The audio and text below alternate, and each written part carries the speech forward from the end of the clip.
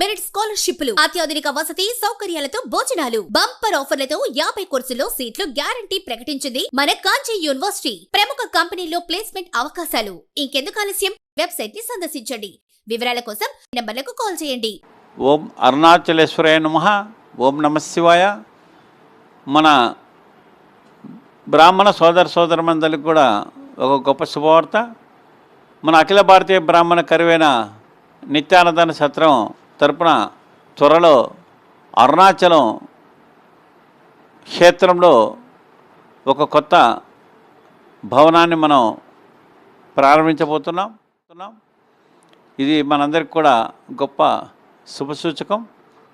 మనందరికీ తెలుసు, అఖిల భారతీయ బ్రాహ్మణ కరువైన నిత్యాన్నదాన సత్రం భారతదేశమంతా కూడా విరాజిల్లుతూ 16 శాఖలతో ఈరోజు దేశమంతా కూడా భక్తులకు వసతి అన్నదాన కార్యక్రమాలు జరుగుతున్నాయి. కాశీలో సుమారుగా ఈరోజు ఒక 4 భవనాలు ఏర్పాటు చేసుకోవడం జరిగింది. నైమిసారణ్యము, బృందావనము, షిరిడి, భద్రాచలము, యాదగిరిగుట్ట, అలంపూరు, మహానంది, శ్రీశైలము, త్రిపురాంతకము, విజయవాడలో వృద్ధాశ్రమము, కర్నూలులో వేద విద్యార్థులకు వేద పాఠశాల, రామేశ్వరము, అదేవిధంగా కరివేన్లో గోశాల, అరుణాచలం, ఈ విధంగా అనేక ప్రాంతాలలో సుమారు 16 ప్రాంతాలలో మన సత్రాలను మనం అత్యద్భుతంగా నిర్వహించుకుంటున్నాం. అందులో భాగంగా ఇప్పుడు మనకు కాశీలో కొత్తగా ఒక బిల్డింగ్ను నిర్మాణం జరుగుతుంది. 1 సంవత్సరం 2 సంవత్సరాల్లో ఆ నిర్మాణం పూర్తి కావచ్చు. తిరుపతిలో కూడా ఇప్పుడు మనం సత్రాన్ని ప్రైవేటు భవనంలో ఏర్పాటు చేశాం. బహుశా మార్చి 9వ తేదీన తిరుపతిలో కొత్త భవన నిర్మాణానికి శంకుస్థాపన జరగవచ్చు. అదేవిధంగా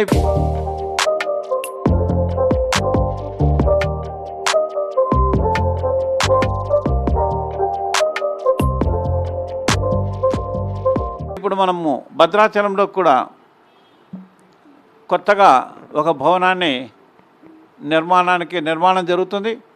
త్రిపురాంతకంలో కూడా కొత్త సత్రం నిర్మాణం జరుగుతుంది. ఈ విధంగా 3-4 చోట్ల నిర్మాణాలు జరుగుతున్నాయి. అయితే వీటన్నిటికన్నా ముఖ్య విశేషం ఏంటంటే అరుణాచలంలో మనము రమణ మహర్షి ఆశ్రమానికి దగ్గర ఠాస్ నగర్లో మన కరువైన సత్రం తరపున 5 అంతస్తుల భవనాన్ని నిర్మించడం జరిగింది. మొత్తం 40 రూములు నిర్మాణం పూర్తయిపోయినాయి. అక్కడ డార్మెంటరీ, అదేవిధంగా car parking, lift system, geyser, అత్యద్భుతంగా అత్యాధునికంగా పూర్తి వసతులతోటి మనం అరుణాచలంలో ఒక మంచి బిల్డింగ్ను నిర్మించుకోవడం జరిగింది. గతంలో అద్దె భవనంలో మనం కొనసాగుతున్నాం. అయితే మన బ్రాహ్మణ సోదరమణుల యొక్క సహాయ సహకారాలతో, వారు అందించిన విరాళాలతో ఈరోజు మనం కొత్త భవనాన్ని నిర్మాణం పూర్తయిపోయింది. మనం ఫిబ్రవరి 22వ తేదీన అరుణాచలంలో ఉన్న కొత్త భవనాన్ని మనం ప్రారంభించుకుంటున్నాము. 22 తర్వాత కొత్త భవనంలో మన యాత్రికులకు కానీ, అదేవిధంగా డోనర్స్కి కానీ అందరికి కూడా మంచి వసతిని కల్పించి, ఎవరికి ఎటువంటి ఇబ్బంది లేకుండా మన యాత్రికులకు వసతిని ఏర్పాటు చేయడం జరుగుతుంది. ఫిబ్రవరి 22వ తేదీ మనం ముహూర్తం పెట్టి ఆ రోజు మనం ప్రారంభిస్తున్నాము. మొత్తం 40 రూములు నిర్మించాం. ఈ 40 రూమ్స్లలో సూట్ రూమ్స్ ఉన్నాయి, డబుల్ బెడ్రూమ్స్ ఉన్నాయి, హాల్స్ ఉన్నాయి. రకరకాలుగా హంగులతోటి నిర్మించడం జరిగింది. ఈ యొక్క భక్తుల యొక్క విరాళదారులతోటి ఈ యొక్క భవన నిర్మాణము జరుగుతుంది. కొన్ని రూములు ఇంకా విరాళదారులు అంటే డోనర్స్ కొన్ని రూమ్స్ బుక్ చేసుకున్నారు. ఇంకా కొన్ని రూములు కూడా ఖాళీ ఉన్నాయి. ఎవరైనా రూమ్ డొనేషన్స్ ఇవ్వాలని చెప్పి అనుకుంటే వెంటనే మన కరువైన సత్రం సెంట్రల్ ఆఫీస్కు మీరు విచారించి వారికి తెలియజేస్తే మీ పేరు మీద ఆ రూమ్కు డొనేషన్ విరాళదారులుగా మీ పేరు నిర్ణయించడం జరుగుతుంది.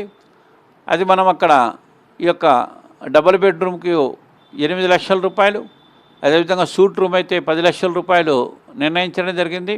కాబట్టి మీరు అవకాశాన్ని బట్టి 8 లక్షలు కానీ 10 లక్షల రూపాయలు కానీ విరాళం అందజేస్తే మీ పేరు మీద రూమ్ను అక్కడ ఏర్పాటు చేయడం జరుగుతుంది. అక్కడ మీ యొక్క ఫొటోస్ కూడా పెట్టడం జరుగుతుంది. మీ యొక్క పేరు మీద శిలాఫలకాన్ని కూడా వేయడం జరుగుతుంది. మీకు ప్రతి సంవత్సరం 30 రోజులు అరుణాచలం కానీ లేక దేశంలో ఉన్న మన సత్రాల ఏ శాఖలోనైనా ఉచిత వసతి కల్పించడం జరుగుతుంది. కాబట్టి ఆసక్తి ఉన్నవారికి ఇది ఒక మంచి అవకాశం. కొన్ని రూములు మాత్రమే ఇంకా బుక్ కాకుండా కొన్ని రూములు ఉన్నాయి ఇప్పటికీ. కాబట్టి రూమ్లు బుక్ చేసుకోదలుచుకున్న వారు మన సెంట్రల్ ఆఫీస్కు ఫోన్ చేసి కానీ లేక మనకు ఏ శాఖకు ఫోన్ చేసినా, ఏ బ్రాంచ్కి ఫోన్ చేసినా వాళ్ళు తెలియజేస్తారు. ఫోన్ చేసి మీరు రూమ్ డోనర్స్గా బుక్ చేసుకోవచ్చు. ఇది ఒక మంచి మన సత్రానికి ఒక మైలురాయి లాంటిది. ఎందుకంటే ఈరోజు మనం తెలుగువారు అరుణాచలానికి వెళ్ళని తెలుగువారు ఎవరు లేరు. అరుణాచలేశ్వరుని యొక్క దర్శనం, గిరి ప్రదక్షిణ అనేది ఎంతో పుణ్యప్రదమైనది. మనం అందరం కూడా వెళ్తున్నాం. కాబట్టి మనకు ఇది ఒక మంచి గొప్ప అవకాశం. కాబట్టి ఫిబ్రవరి 22 తేదీ తర్వాత మన యొక్క కొత్త సత్రాన్ని ప్రారంభిస్తాం. కాబట్టి ఈ అవకాశాన్ని అందరూ ఉపయోగించుకోవాలని చెప్పి కూడా మరి కోరుకుంటున్నాం.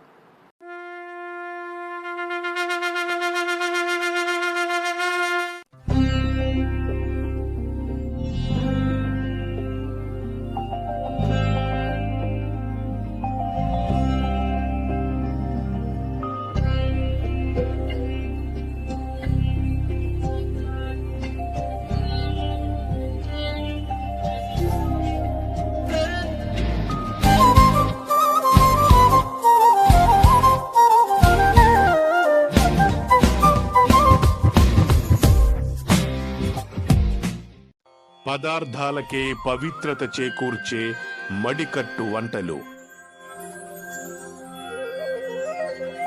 తొలి ముద్దకు ముందు మంత్రోచ్చారణలు.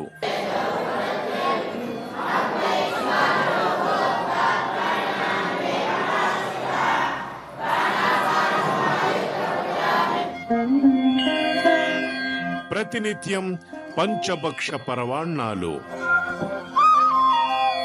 భోజనం కూడా ఇంటి భోజనంగా ఉంది, ఏం ఇబ్బంది లేకుండా ఉంది.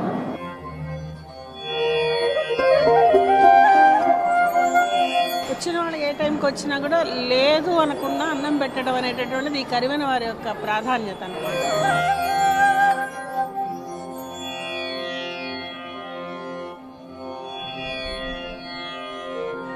వంటల్లో కారం లేకుండా మమకారం పంచే కొత్త పరిచయాలు.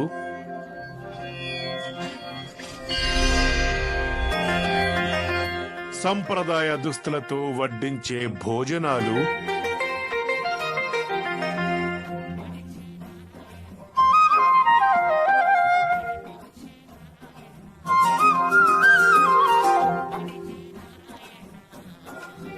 ఆత్మీయంగా కొసరి వడ్డించే అమృత హస్తాలు.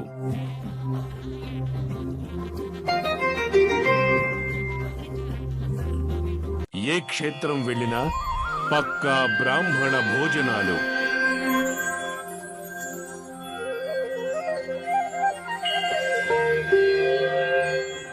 కడుపు నిండా కరివెన బ్రాహ్మణ నిత్యాన్న ప్రసాదం.